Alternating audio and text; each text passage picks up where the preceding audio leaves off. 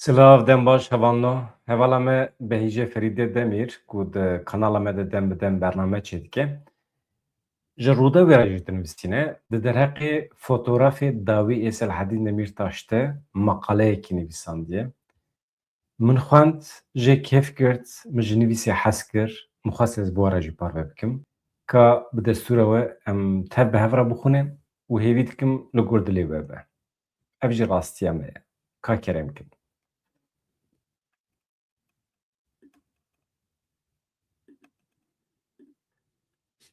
Di name û resmên girtiyan de hingavtineke li derveyê zeman heye. Tu ne dikarî jê derbas bibî ne jî dikarî pê bijî. Wêneyê Demîrtaş ê dawî jî tesîrekê wiha li min kir. Gava min ev resim dît, helbesta Kemal Burkayê a bi navê Mamak Türkûsî hate bîra min. Helbest bi hevoka geldiğimizde otlar yemyeşildi ve kuzeydeydi güneş. Gava em hatin giha hêşim bû û tevlik bakur bû dest pê dike. û ji çavên girtiyekî guherinên li derve tên texmîn kirin. Demîrtaş û hin hevalên wî 10 sal berê di payîzekê Kurdistanê de hatin girtin. û wê çaxê jiyan ji îro cudatir bû. Ji xwe di reng û rûyê Demîrtaş de ev 10 sal bi hemû giraniya xwe tên xuya kirin. Bêguman ji bo siyaseta Bakurê Kurdistanê girtina serokên partiyan tiştekî sürprîz nine. Serokên wekî Saîd Kırmızı Toprak, Saîd Elçî, Hatîp Dicle, Şerefettin Elçî û Murat Bozlak jî hatin girtin. Lê ji bilî Saîd Kırmızı Toprak Demîrtaş ji hemûyan ciwantir e. Bêguman ji wan dûrtir nine lê Demîrtaş enerjiyekê taze anî ser sehneya siyaseta Kurd û Tirkan. Demîrtaş hemahema xwe gihan mala her Kurdî û hin pêşdarazên gelê Tirk jî hilweşandin û perdeya ber çavê wan vekir. Texdîr û netexdîr laliyekî lê Demîrtaş li her du welatan anorek da siyasetê. Helbet profesyonel nebû, xefik û xefikbazên li derdora xwe nedîtin. Derfetên demê bi kar neanîn, gelek caran biryarên xwedî rîsk bi Kurdandan qebûl kirin û bi Kurdan hin tiştan wendakirin jî. Lê dîsa jî heta ku li ser wezîfa xwe bû, bi zîhn û zîrekiya xwe partiya xwe mobilîze kir, gel qanî kir, rengekî da zimanê siyasetê û qîmeta gotinê zêde kir. Ya ku dewlet herî zêde aciz kir jî, hîna jî dike ev e.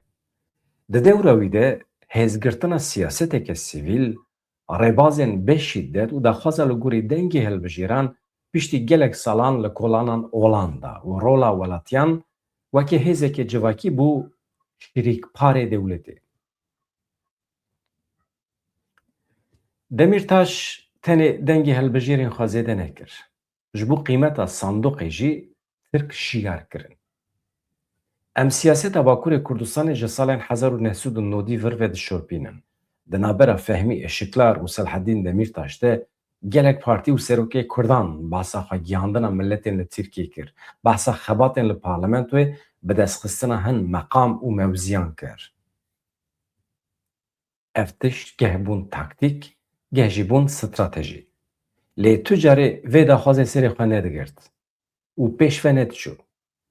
Helbet konjonktûr pir caran qedera siyasetê diguherîne. Lê heta kesekî bi konjonktûrê nelîze nikare di siyasetê de bibe çareser.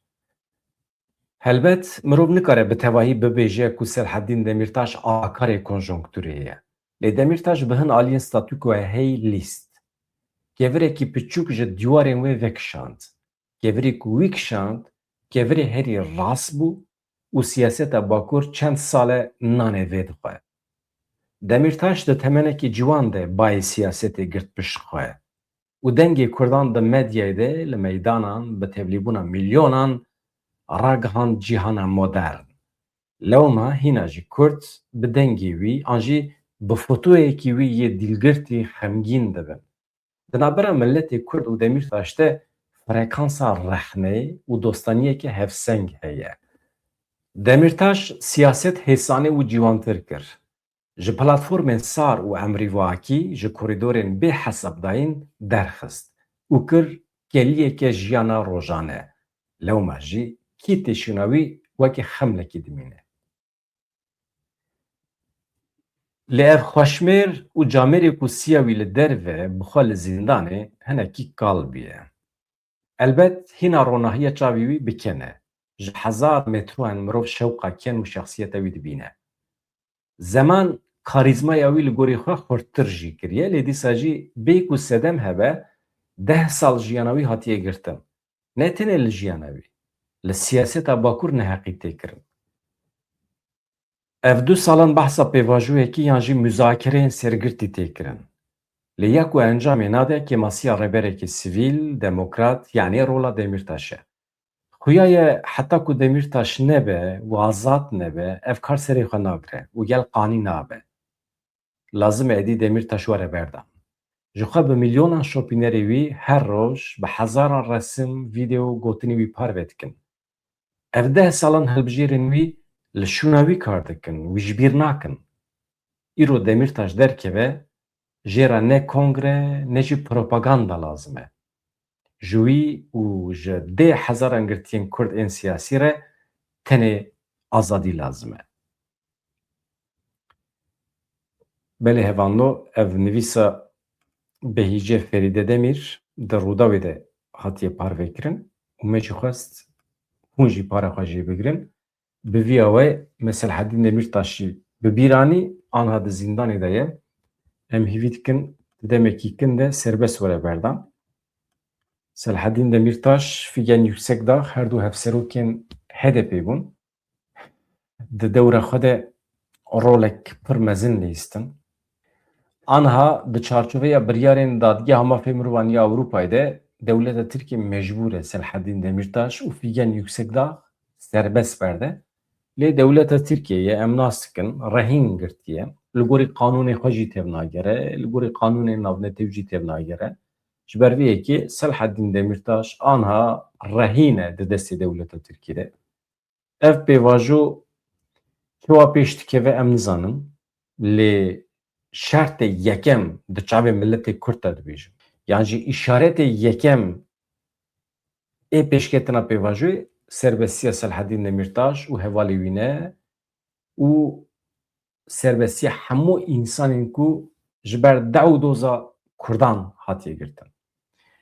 Hevano mala we ava ji bo guhdarîkirinê hêvî dikim li gorî dilê we be xatirê we silavrez dem baş.